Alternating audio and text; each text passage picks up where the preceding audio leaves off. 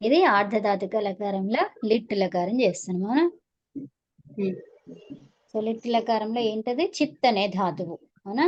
భాదిగణము పరస్మై పదము లిట్ లకారము ప్రథమ పురుష ఏకవచనం చేస్తున్నాం అవునా. సో ఇప్పుడు మనకి ఏమేమి గుర్తున్నాయి? లిట్ లకారం అంటే ఏం కావాలి ఇక్కడ? లిట్ అంటే ధాతువు ద్విత్వం చేసుకుంటాం అండి. చేసుకుంటాం అవునా. తర్వాత ఇంకేమొస్తుంది? ద్విత్వం చేసుకుంటాము. ప్రథమ ధాతువుకి అద్విత్వం ప్రథమ ధాతువు హ్రస్వం చేసుకోవాలి. అదే ద్విత్వం చేసుకోవడం ఏమంటాము?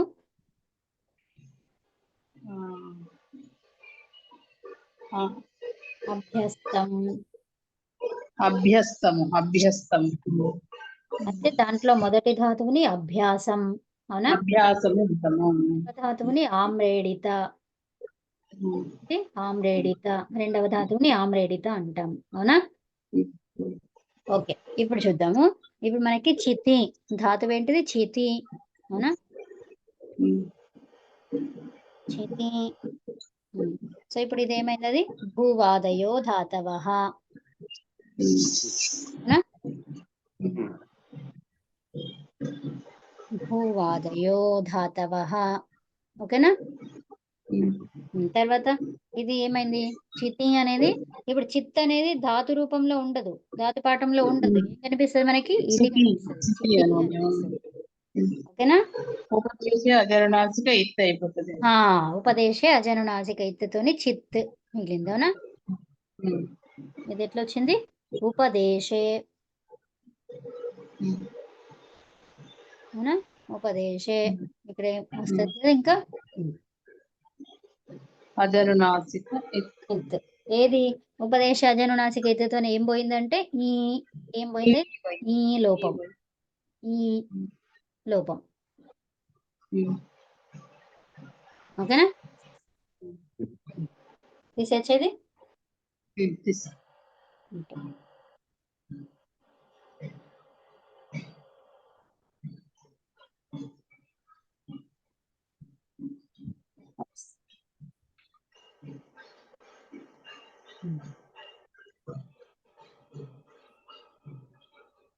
ఇప్పుడు చిత్ అనేది వచ్చింది మనకు అవునా. చిత్ అనేది వచ్చింది. ఇక్కడ ఇంకా మనం డైరెక్ట్ చేసేస్తున్నాం కదా క్రియ. తర్వాత ఏంటి?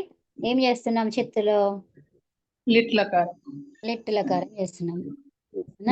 ఇది మొత్తం అన్ని స్టెప్స్ రాద్దాం ఫస్ట్ దానికి రాయాలి. అదే. సో లిట్ అవునా. ఇప్పుడు ఏమైంది? ఇక్కడ టకారము హలంత్యంతో పోయింది. లిట్ అని వచ్చింది అంటే ఇక్కడ మనం ఇక్కడ ఏం రాయాలి? పరోక్షే లిట్. ఏం రాయాలి ఇక్కడ? పరోక్షే లిట్.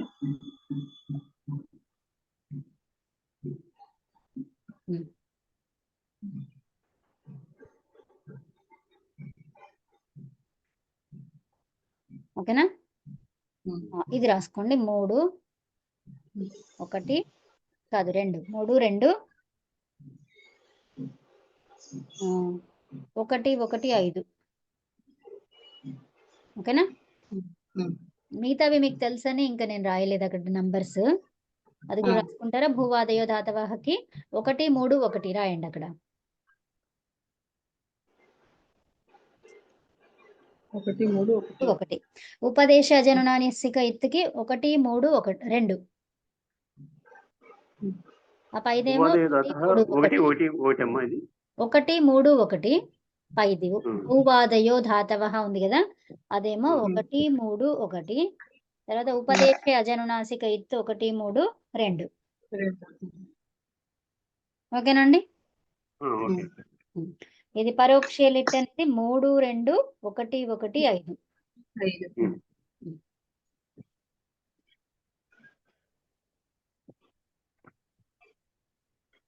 ఓకేనా. నెక్స్ట్ ఇప్పుడు ఏమొస్తుంది మనకి? లిట్ లకారం వచ్చింది, పరోక్ష లిట్ వచ్చింది. ఆ తర్వాత మనకి ఇంకా ఉపదేశే అజనునాసిక ఎత్తుతో ఈ పోయింది. తర్వాత హలంత్యంతోనే టు పోయింది. లకార హలంత్యం పోయింది అవునా. చిత్ చిత్ ప్లస్ ల్ ఇది ఎలా వచ్చింది ఇక్కడ రాయండి. ఏం రాస్తారు? హలంత్యం ఉపదేశే అజనునాసిక. అవునా? హలంత్యంకి సూత్రం ఎంత? 1 3 3.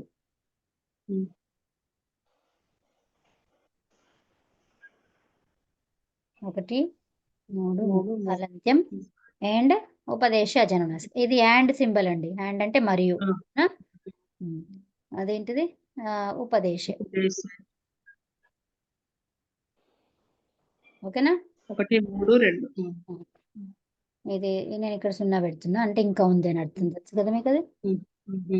ఉపదేశ. దేనికి? 1 3 3 కదా? 1 3 2. 1 3 2 కరెక్ట్. ఓకేనా? ఆ తర్వాత ఏమైంది మనకి? చిత్ ప్లస్ లు వచ్చేసింది. లు వచ్చిందంటే ఏం రావాలి మరి? స్టెప్ రావాలి. అది దీన్ని ప్రత్యయం ఏంటండి? లిట్లకారం.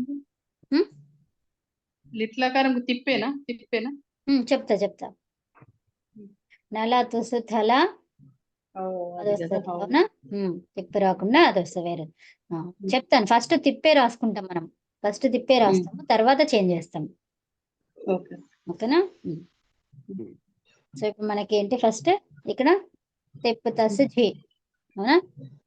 లకారం వచ్చిందంటే తిప్ తస్ జీ రావాలి ఫస్ట్. అంటే స్టార్ట్ అయ్యేది భూధాతువుకి ఎట్లా స్టార్ట్ చేస్తామో భూవాదయో దాతవ అలాగా. సో ఇప్పుడు ప్రత్యేకకి కూడా తిప్పు తస్ జీనే స్టార్ట్ అవుతుంది.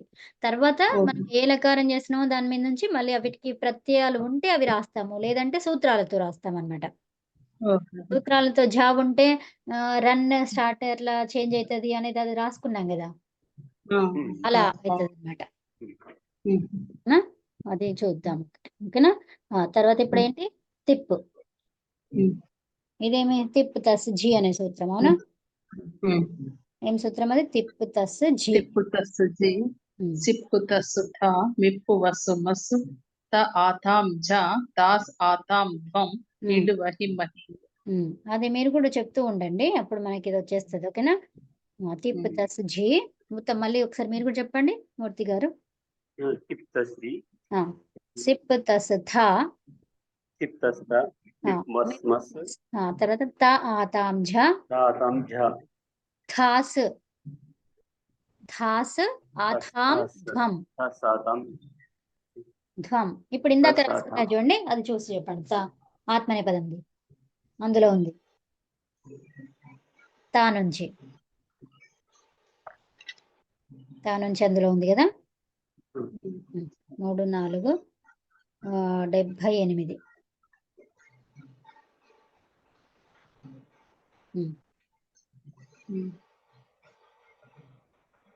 సో ఇప్పుడు ఏమైంది మళ్ళీ? పకారం హలంత్యంతో చెప్పు రావాలి కదా. ఇది చేసేద్దాం. చెప్పు కన్నా ముందు ఈ తకారం మొత్తం కంప్లీట్ చేద్దాం. హలంత్యంతో పకారం పోయింది. అవునా? మిగిలింది ఏంటి? తి. ఇక్కడ ఏం రాస్తారు? హలంత్యం. అవునా?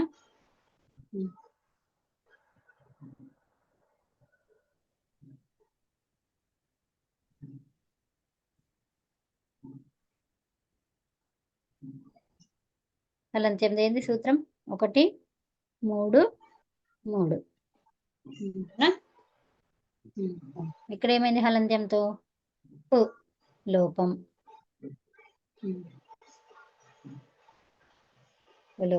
అవునా? తిప్పు తస్ జీ సూత్రంతో ఏమొచ్చింది? తిప్పు వచ్చింది. తిప్పు ప్రత్యయం వచ్చింది. ఇక్కడ పైన దానికి ఏంటి? తిప్పు ప్రత్యయం వచ్చింది. తిప్పు ప్రత్యయం వచ్చింది. ఓకేనా?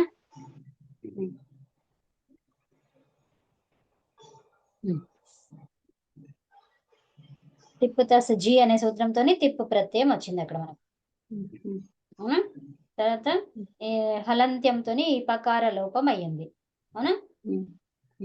తీసేచ్చేది తీసేచ్చా అండి మూర్తి గారు? ఇక్కడ చిత్ ప్లస్ తి అంతవరకు వచ్చింది కదా. చిత్ ప్లస్ తి.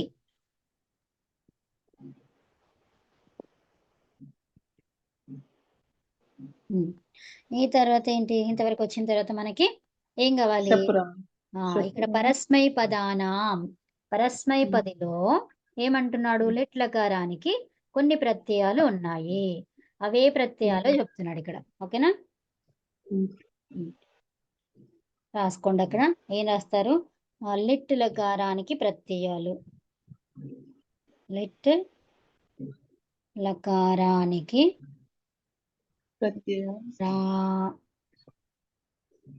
లకారానికి పరస్మైపది, పరస్మైపది ప్రత్యయాలు.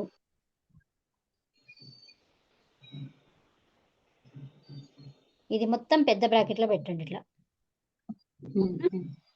లిట్ లకారానికి పరస్మైపది ప్రత్యయాలు అవేంటో రాసుకోండి ఇక్కడ. నల్ ఏంటి? నల్,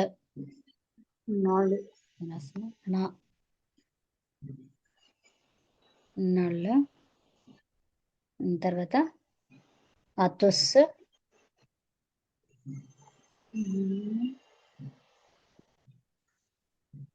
అతుస్. ఇప్పుడు తిప్తస్ జీ ఎట్లా వచ్చిందో ఇది కూడా వచ్చేసేయాలి మనకి. ఓకేనా? ఉస్. ఇవి 9 ఉంటాయి. ఇవన్నీ ఉంటాయి 9 ప్రత్యయాలు. 9 రాసుకోండి ఇక్కడ, 9 అని కూడా.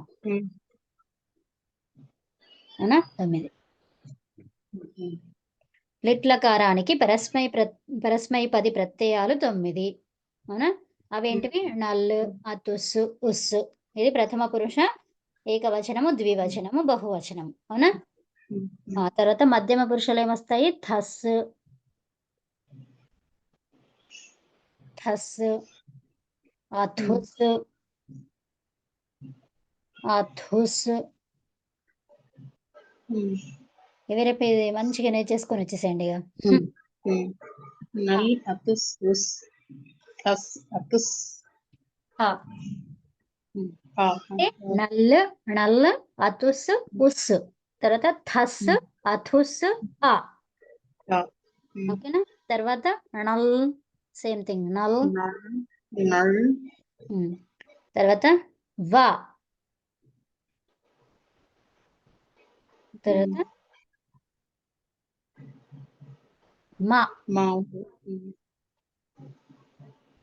ఓకేనా? పురుషులు నల్, వా, అంతే. మా, మా, మా.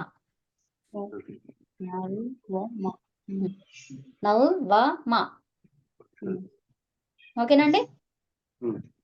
ఇది మొత్తం పెద్ద బ్రాకెట్ క్లోజ్ చేయండి. ఇవి. ఓకేనా? మనం ఏం చేస్తున్నాం ఇప్పుడు? ప్రథమ పురుష ఏకవచనం. దీనికి ప్రత్యయం ఏమొస్తుంది? తిప్పు ప్లేస్ లో మనం ఏం రాసుకోవాలి? నల్. నల్. ఓకేనా? ఇప్పుడు ఇది చేసే లోపల మీకు వచ్చేస్తుందిలేండి ఈ ప్రత్యయాలు 9. ఇది తీసేయచ్చా ఇప్పుడు? ఓకే.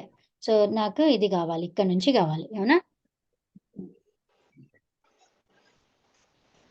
యాక్చువల్గా మొత్తం తీసేసి రాసింది బెటర్. ఓకే. ఏం రాసుకున్నాం మనము? ఏ ధాతువు చేస్తున్నాం మనం? చిత్. చిత్ ప్లస్ తిప్పు. ఆ తిప్పు ప్లేస్ లో మనకి లిట్ లకారానికి ఏంటి ప్రత్యయాలు చెప్పండి? నల్. ఫస్ట్ ప్రథమ పురుష ఏకవచనానికి నల్, నల్. అంతేనండి? నల్. ఇక్కడ ఏం రాస్తారు? పరస్మై పదానాం. సూత్రం పేరేంటో రాసుకోండి ఇక్కడ. ఏ సూత్రం? ఇప్పుడు మనకి చెప్పిన 9 ప్రత్యయాలు ఏంటో అంటే ఈ సూత్రం రాసుకోండి ఇక్కడ. పరస్మై పదానాం, పరస్మై పదానాం ఏమేమి వచ్చినాయో అవన్నీ రాయాలన్నమాట. కంబైన్ చేస్తూ రాయాలి. చూపిస్తాను నేను.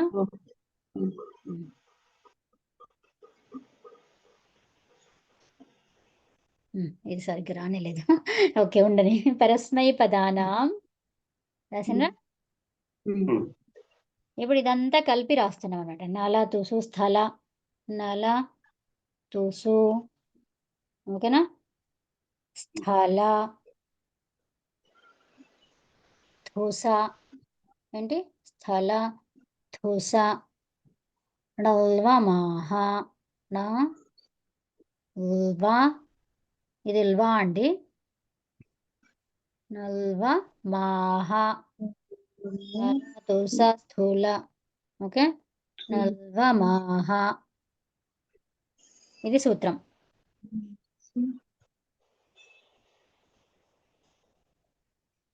ఓకేనా ఏం చెప్తారు నల తుసు స్థల తుసణల్వమాహ స్థల తుస నల్వమ నల్వమాహ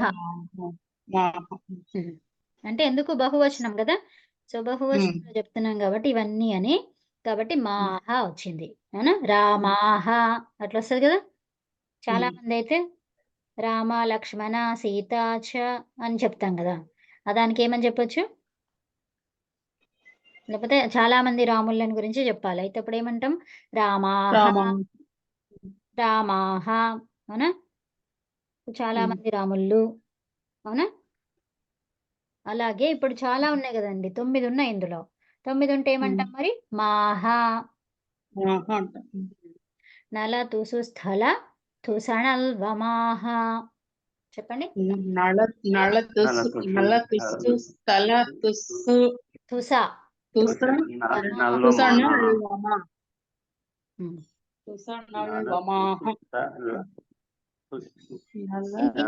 తుస గీత పెట్టినంత వరకు ఆగేసి మళ్ళీ ఇంకా ఇది అట్లా కంటిన్యూ. నల తుసు స్థల నల తుసు స్థల నల తుసు స్థల నల తుసు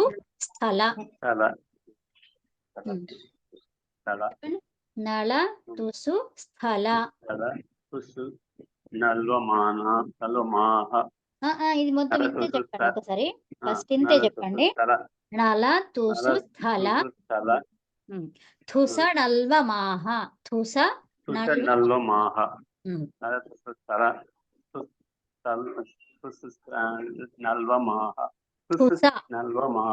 ఇది థుస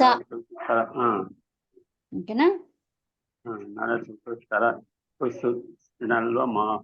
మీరు ఇక్కడ తుస అంటున్నారు, ఇక్కడ తుస మొత్తం కంప్లీట్ తుస థుస నల్వమాహ ఉత్తమం. 3 4 ఎంత ఇది 72, సారీ 72 కదండి 82 ఓకేనా. మీరు చెప్తారా ఇందిరా గారు, ఇంతవరకు కాకండి. నల తుసు స్థల తుస నల్వమాహ మళ్ళీ చెప్పండి ఒకసారి. నల తుసు స్థల తుస నల్వమాహ. ఈ మహాప్రాణాలు మంచిగా చెప్పాలి, లేకపోతే అది తప్పైపోతుంది మీరు రాస్తున్నప్పుడు. నల తుసు స్థల ఇక్కడ తుస నల్వమాహ. ఏ థాలు ఇక్కడ ఉన్నాయి చూడండి, మహాప్రాణాలు 2 థాలు కంప్లీట్ గా మంచిగా చదవాలి. నల తుసు స్థల తుస నల్వమాహ తుస తుస థు తుస నల్వమాహ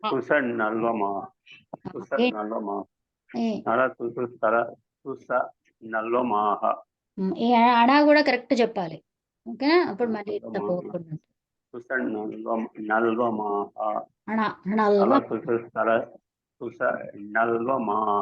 వచ్చేసింది.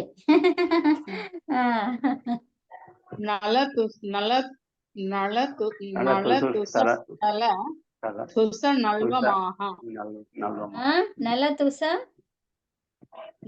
తుస స్థల సరే నల తుసు స్థల తుస నల్వమాహ. వచ్చేసింది ఓకేనా. ఉత్తమం. ఇదంతా కూడా దేని గురించి చెప్తుంది, లిట్ లకారంలో పరస్మై పదములో ఉన్నటువంటి ప్రత్యయాలు అవునా. లిట్ లకారానికి పరస్మైపది ప్రత్యయాలు ఏంటి, నల తుసు స్థల తుస నల్వమాహ ఓకేనా. నల తుసు స్థల తుస నల్వమాహ. ఉత్తమం, వచ్చేసింది. నకారంలో ఉన్న ప్రత్యయాలమై అవునండి. లిట్లాకారంలో ఉన్న పరస్మై పదానికి వచ్చినటువంటి ప్రత్యయాలు. అవునా? పరస్మై పదానాం అంటే ఏంటి? పరస్మై పదాలలో. అవునా? పరస్మై పదాల యొక్క యొక్క కదా, షష్ఠి కదా అది. అవునా? పరస్మై పదాల యొక్క ప్రత్యయాలు వరుసగా నల్ అతుస్ ఉస్, థల్ అథుస్ ఆ, నల్ వ మ. అంతేనా? ఇది ఎక్కడ మరి అనువృత్తి చూసుకోవాలి. ఇది ఎక్కడో ఇవ్వలేదు. అవునా? ఎక్కడో ఇవ్వలేదు. ఇచ్చాడు ఇక్కడ పరస్మై పదానాం ఇవన్నీ ఇచ్చాడు అంతే. కానీ అది ఎక్కడ మరి పరస్మై పదంలో ఎక్కడ ఇవన్నీ అంటే అనువృత్తి చూసుకుంటే మనకి లిటహ అని చూపిస్తాడు. లిటహ. అనువృత్తిలో ఏంటి? లిటహ అంటే ఏంటి? లిట్ లకారము. అవునా? లిట్ లకారానికి మరి అవేంటివి? అధికార సూత్రం ఏంటిది? అది ప్రత్యయం గురించి చెప్తున్నాడు. ఆ ప్రత్యయం ఎక్కడొస్తుంది? పరశ్చ. దేనికి పరములో? ధాతువుకి పరములో. అవునా? ధాతువుకి పరములో వస్తుంది. అర్థమైందా అండి? ఓకే. సో ఇప్పుడు మనకి లిట్ లకారం అన్నాం. లిట్ లకారం అంటే మీకు ఏమర్థమైంది? అనద్యతన పరోక్ష భూతకాలము. ఏంటది? అనద్యతన పరోక్ష భూతకాలము. అనద్యతన, ఇది మీకు అలవాటు అయ్యేంత వరకు ఇక్కడ రాసుకోండి. అనద్యతన పరోక్ష భూతకాలం. మొత్తం కంప్లీట్ గా రాయండి. భూతకాలము. ఓకేనా? అనద్యతన పరోక్ష భూతకాలము. చిత్ అంటే ఆలోచించడము. ఇది ఆయన ఆలోచిస్తున్నాడు. ఎవరో ఒకరు ఎప్పుడు ఆలోచిస్తున్నాడు? ఎప్పుడో ఆలోచించాడు. అనద్యతన, ఈ రోజు కాకుండా నిన్న మొన్న ఎప్పుడో ఆలోచించాడు కదా అని ఎవరో చెప్పారు మనకు. ఆలోచించాడట, అతను అలా ఆలోచించాడట అని నేను మీకు చెప్తున్నాను. ఏమని? ఆచార్య గారు నిన్న ఎక్కడికో వెళ్తానని ఆలోచించారట. అదనమాట. అర్థమైందండి? ఆ విషయాన్ని మీకు చెప్తున్నాను. ఈ రోజు ఏదో మీటింగ్ ఉందంట. అవునా? అంటే ఏంటి? నేను చూసాను, చూడలేదు, నాకెవరో చెప్పారు. అవునా? అది అర్థమైందండి? సో అప్పుడు మనము లిట్ లకారం వాడతాము. అది ఎప్పుడో జరిగిన దానికి వాడతాము. తర్వాత మనకి ఎవరన్నా విషయము చెప్తే, అవునా, ఆ విషయాన్ని ఇతరులకు మనం చెప్పాలంటే కూడా ఏ కాలాన్ని వాడతాము? లిట్ లకారాన్ని. అర్థమైందా అండి? అంటే ఇప్పుడు మన ఇంట్లో ఏంటి, మన పిల్లలు ఉన్నారు. సో పిల్లలు వాళ్ళ నాన్నకి చెప్పేసి వెళ్ళిపోయినరు. సో అప్పుడు మనం ఏం చేస్తాము? వాళ్ళ నాన్నకి ఇలా చెప్పాడంట మా వాడు ఈరోజు కొంచెం లేట్ వస్తానని. అవునా? సో అప్పుడు మనం ఏం చేయాలి? లిట్ లకారాన్ని వాడుకోవాలి. అర్థమైందా? అది అయిపోయింది. అది భూతకాలంలో పరోక్షం. అంటే మనం చూడని కన్ను అంటే ఏంటి? వేరే కన్ను చూసి మనకి చెప్పింది. అర్థమైందండి? అంటే వేరే వాళ్ళు మనతో చెప్పారు, మనం డైరెక్ట్ గా ఆ విషయాన్ని తెలుసుకోలేదు. ఓకేనా? అప్పుడు ఆ సందర్భంలో ఈ లిట్ లకారాన్ని వాడతాం. ఓకేనా? సో ఇప్పుడు లిట్ లకారం అనగానే మనకి ఏమర్థం కావాలి? లిట్ లకారంలో ధాతువుని ద్విత్వం చేసుకుంటాము. అవునా? ధాతువుని ద్విత్వము రెండు రాసుకుంటాము. అవునా? సో ఇప్పుడు ధాతువు మనకి ఇక్కడ ఉన్నటువంటి ధాతువు ఏంటి? చిత్. చిత్ అనే ధాతు 2 సార్లు రాస్తే ఏమైతుంది మనకి? చిత్ చిత్ చిత్ చిత్. తర్వాత ఇక్కడ నాళ్ళు అణాల్, అణ అనేది దేంతో పోయిందో చెప్పండి? ఏ సూత్రంతో పోయింది? చుట్టూతో పోయింది. ఉత్తమం. ఓకేనా? చుట్టులో ఏమొస్తుంది? చు అంటే చకారము, చవర్గం మొత్తము. చూడండి, చుటు అనేటప్పటికి ఏమైతుంది? చు అంటే చవర్గం మొత్తం కదండి. చ ఛ జాణ. ఝ ఎట్లా రాస్తారు? ఇది ఎప్పుడు కన్ఫ్యూజన్. ఇన్ని రోజులు ఇలాగే రాసి అదే చ జ అణ వచ్చిందా అందులో? వచ్చింది. చ జ చ కాబట్టి ఈ చుట్టూ సూత్రం ఏమంటుంది? ఈ ప్రత్యయాలలో మొదటిగా ఈ వీటిల్లో ఉన్నటువంటి అక్షరం ఏదైనా ఉంటే అది లోపం అవుతుంది. ఓకేనా? అర్థమైందండి? మరి అవి ఏ ధాతువుకి అంటే అతద్ధిత. ఏంటిది? దేనికది? అతద్ధిత. అతద్ధితం అంటే ఏంటి? తద్ధితం కానిది. తద్ధితం కానిది. ఇప్పుడు తద్ధితం కానిదే కదా క్రియ అనేసరికి తద్ధితం కాని. తద్ధితం అంటే ఏమొస్తుంది? నామవాచకాలు, విశేషణము, సర్వనామం కదండి. అతద్ధితం అంటే ఏమైంది ఇక్కడ మనకి? ఏమొచ్చింది చెప్పండి? క్రియ. ధాతు క్రియ. చుటూ అనేది అతద్ధితానికి పనిచేస్తుంది. అవునా? ప్రత్యయస్య ఔపదేశిక స్వరూపస్య ఆదౌ విద్యమానః చవర్గీయవర్ణః టవర్గీయవర్ణః చ ఇత్ సంజకః భవతి. ఓకేనా?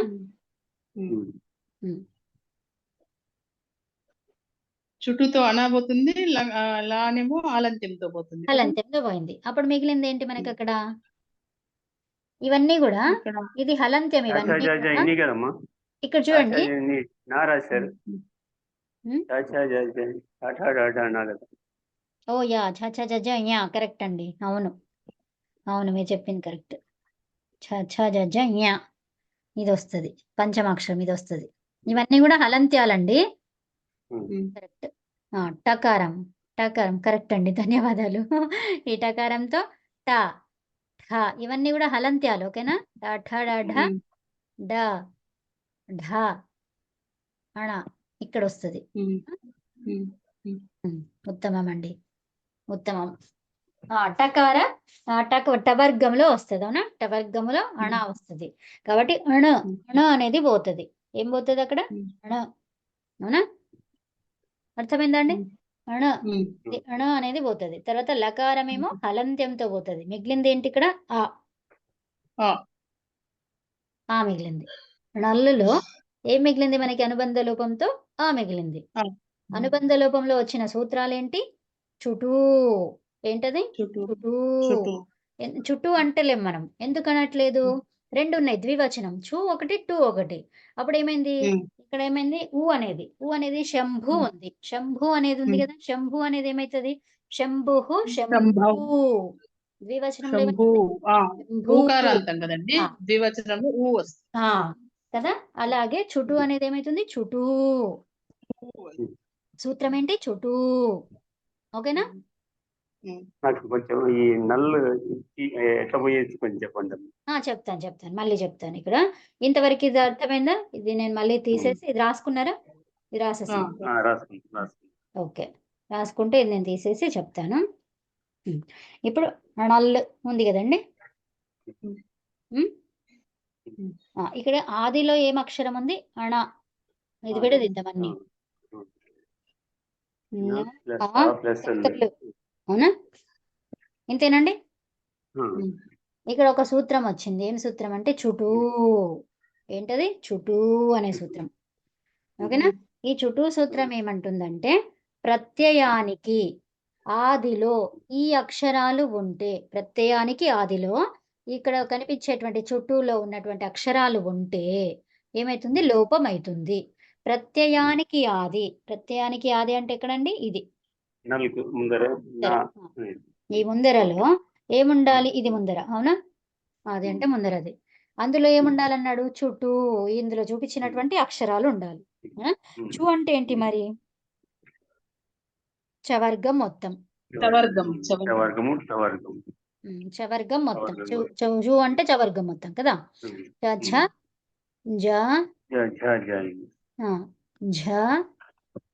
ఉత్తమం అండి. ఇక్కడ టూ అన్నాం. టూ అంటే ఏంటి? టవర్గం. మరి ఇక్కడ టూ దీర్ఘం ఉంది, మీరు దీర్ఘం రాయట్లేదు అంటే ఇది విడిగా రాస్తున్నా నేను. విడిగా రాస్తున్నప్పుడు ఏమైతుంది? దీర్ఘం రాదు కదా. ఇప్పుడు రామః గురువు గురువు అవుతుంది కదండి ఒక నిమిషం, ఒక ద్వివచనం. నిమిషం. రామః రామః అంటే ఇప్పుడు రామవ్ ఎందుకు వస్తది? రాదు. ఇప్పుడు ఇద్దరు రాములని కంబైన్ చేస్తేనే అప్పుడు రామవ్ వస్తది. రాముడు రాముడు అని నేను చెప్పాను అనుకోండి 2 సార్లు, అప్పుడు విడివిడిగానే చెప్తాను. ఎప్పుడైతే ఇద్దరు రాముళ్ళు అన్నానో అప్పుడే రామవ్ వస్తది కదండి. అంతేనా? నేను విడివిడిగా ఎప్పుడైతే చెప్తానో రాముడు, ఆ రాముడు, ఈ రాముడు అని చెప్తాను. అప్పుడు నేను విడివిడిగా చెప్పాను. కానీ రామవ్ వాళ్ళిద్దరిని కలిపి నేనేమన్నాను? రామవ్ అన్నాను. అలా అన్నమాట. ఇప్పుడు చు అనేది ఇప్పుడు శంభు లాగా. శంభు. ఇక్కడ ఒక శంభు ఉన్నాడు, ఇక్కడ ఒక శంభు ఉన్నాడు. ఇద్దరిని కలిపి నేనేమనాలి? శంభూ. అలా. గురువు గురువు గురువు గురు శబ్దం కూడా. గురువులు ఉన్నారు. ఇక్కడ ఒక గురువు, ఇక్కడ ఒక గురువు. అప్పుడు ఇద్దరు గురువులు చెప్పాలంటే గురువు అంటాను. అలా అన్నమాట. అవునా? సో విడివిడిగా చెప్తే ఏమంటాను నేను? ఈ గురువు, ఆ గురువు అని చెప్తాను. అవునా? సో ఇప్పుడు చు అనేది విడివిడిగా చెప్తున్నాను. టు అనేది కూడా విడిగా చెప్తున్నాను కాబట్టి దీర్ఘం లేదు ఇక్కడ. ఓకేనా? సో ఇప్పుడు ఏమైంది? టకారంలో ఇక్కడ ట వర్గంలో ఏమొస్తుంది? ట, ఠ, డ, అణ వచ్చింది కదండి. ఈ సూత్రంలో ఇప్పుడు ఈ 10 అక్షరాలు ఆదిలో ఉంటే, ప్రత్యయానికి ఆదిలో ఉంటే అవి లోపమైతాయి. అర్థమైందండి? ఈ చుట్టూ అనేది ఏం చెప్తుంది? ప్రత్యయానికి రాసుకోండి.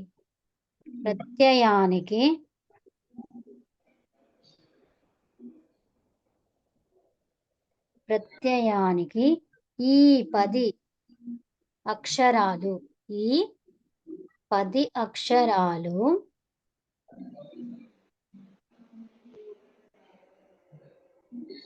ఆదిలో ఉంటే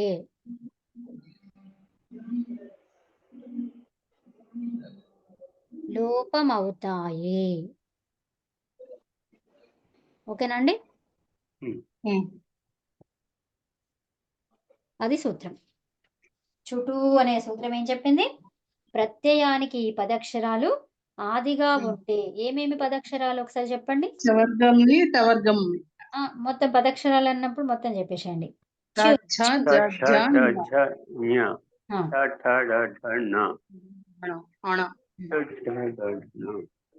ఇది 1, 3, 7 సూత్ర సంఖ్య ఎంత? చుటూ అనేది 1, 3, 7. ఓకేనా అండి? సో ఇప్పుడు మనకి ఇప్పుడు అణ అనేది ఇక్కడ దీంట్లో ఉందా మన సూత్రంలో? ఉంది. కాబట్టి ఇది లోపమైంది. తర్వాత ఇల్లు అనేది మీకు తెలుసు. ఏం తెలుసు మీకు? ఇల్లు అనేది ఎట్లా పోతుంది అనేది? హల్లు. ఇది హల్లు వర్ణమేనా?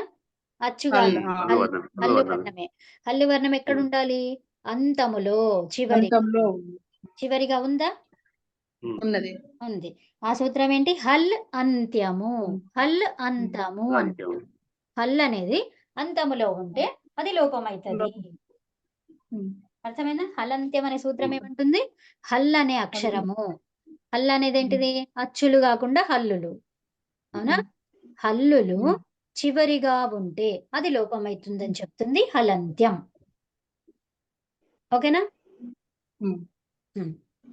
అప్పుడు 2 కూడా లోపం అయిపోయినాయి. అవునా? లోప సంఖ్యలో ఏమేమి వస్తున్నాయి? ఇక్కడ చుటూ అనేది వచ్చింది. తర్వాత హలంత్యం. అవునా? చుటూ ఏమో ఆదిలో ఉండాలంటుంది. ఎక్కడ ఉండాలంటుంది చుటూ? చుటూ ఆదిలో ఉండాలి, హల్లేమో అంతంలో ఉండాలి. అంతంలో ఉండాలి. అర్థమైందా అండి? అప్పుడు మనకి మిగిలింది ఏంటి? ఆ. అంటే మనం ఒక ధాతువు ఏం తీసుకున్నాము? చిత్ అనే ధాతువు తీసుకున్నాము. చిత్, చిత్, ఆ. కరెక్టేనా? లిట్లకారంలో ప్రథమ పురుష ఏకవచన ప్రత్యయం ఏంటి? తొందర చెప్పేసేయండి. అది అణల్. అవునా? అణల్. లిట్లకారంలో ప్రథమ పురుష ఏకవచన ప్రత్యయం ఏంటి? అణల్. సో ఇప్పుడు చిత్, అది కంటిన్యూ చేసుకోండి. దాని తర్వాత చిత్, చిత్, నల్ అనేది మొత్తం అనుబంధ లోపం పోయి ఆ మిగిలింది. అనుబంధ లోపం కావడానికి అణకారం పోవడానికి ఏం సూత్రం తీసుకున్నాము? చుటూ కదా. ఈ చుటూ ఏం చెప్పింది మరి? ఈ 10 అక్షరాలు ఆదిలో ఉంటే, అవునా, అప్పుడు అది లోపం అవుతుందని చెప్పింది, అంతేనా? అంతే. సో ఇప్పుడు 10 అక్షరాలలో మనకి అణ అనేది వచ్చిందా? వచ్చింది. వచ్చింది, కాబట్టి అది లోపం అయిపోయింది. హలంత్యం ఏమంటుంది? అది అంతంలో ఉన్న హల్లు లోపం లోపం అవుతుంది అని చెప్తుంది, అవునా? అంతములో ఉన్నటువంటి హల్ అక్షరము. హల్ అంటే ఏంటి? వ్యంజనము, అవునా? అది ఓకేనండి. ఓకే. ఇక్కడ ఇప్పుడు మనకేమైంది? లిటి ధాతోరనభ్యాసస్య. ఇప్పుడు మనకి ఇక్కడ ఏమైంది? ఈ రెండు వచ్చినాయి అంటే ఏంటిది ఇక్కడ? అనభ్యాసం. లిటి ధాతోర్ అనభ్యాసస్య అనే సూత్రం రాసుకోండి.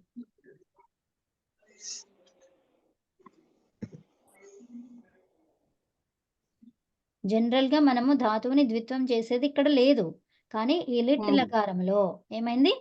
ధాతువుకి ద్విత్వం అయింది, అవునా? ఏం సూత్రం అండి? ఏ సూత్రం వల్ల? లిటి ధాతోర్ అనభ్యాసస్య.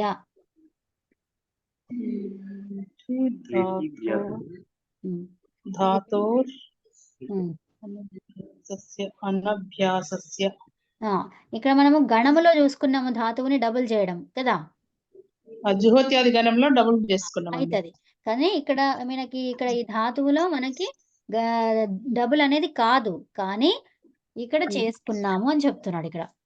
అంటే అప్పుడు జుహోత్యాది గణం ఒకటి, సన్ప్రత్యయం ఒకటి, లిట్లకారం ఒకటి, యంగంతం ఒకటి. ఉత్తమం. యంగుగా ఉన్నప్పుడు మళ్ళీ మళ్ళీ చేయాలని ప్రయత్నించాలని ఆసక్తి ఎక్కువ ఉంటది, అవునా? ఈ నాలుగిట్లో ధాతువుని ద్విత్వం చేస్తాం. సన్నంతం అంటే ఏంటి? ఇష్టపూర్వకంగా చేస్తాడు కాబట్టి దాన్ని మళ్ళీ మళ్ళీ చేయగలుగుతాడు, అవునా? ఇష్టపూర్వకంగా ఏదైతే ఉంటుందో దాన్ని మళ్ళీ మళ్ళీ చేయగలుగుతాం. నిచ్చులో చేసామండి. నిచ్చు కూడా ఉంటుందా? నిచ్చులో ఒకరితో చేయించడం. నిచ్చు అంటే ఒకరితో చేయించడం. దీంట్లో లేదు, ఉండదు. ఉత్తమం. ఈ నాలుగిట్లో కూడా ధాతువుని డబుల్ చేస్తాం, అవునా? లిటి ధాతోర్ అనభ్యాసస్య. అనభ్యాసం అని ఎందుకన్నాము అంటే ఇక్కడ లిట్లకారంలో మనకి ద్విత్వం చేసుకోవాలా అనేది ఎక్కడ కూడా మనకు చేసేది అది జుహోత్యాది గణములో చేస్తాం కానీ ఇక్కడ ఉండదు కదా. సో ఇప్పుడు అనభ్యాసానికి లేని దానికి మనం పెట్టుకున్నాం, అవునా? లేని దానికి చేస్తున్నాం, మొదటి ధాతువు. లేని దానికి చేస్తున్నాం కాబట్టి సూత్రం ఏమైంది? అనభ్యాసస్య అన్నాం, అవునా? అనభ్యాసం. అభ్యాసం అంటే ఏంటి? మొదటి ధాతువుకు అభ్యాసం అని పేరు. అనభ్యాసం అంటే ఏంటి? అంటే మొదటి ధాతువు లేని దానికి చేస్తున్నాము లిట్ లకారములో. అర్థమైందా? 8. ఇది 6, 1, 8. ఓకేనా? ఇది జస్ట్ ఇట్లా రాసుకోండి, తర్వాత నేను సూత్రాలు మళ్ళీ చెప్తాను దీంట్లో, ఓకేనా?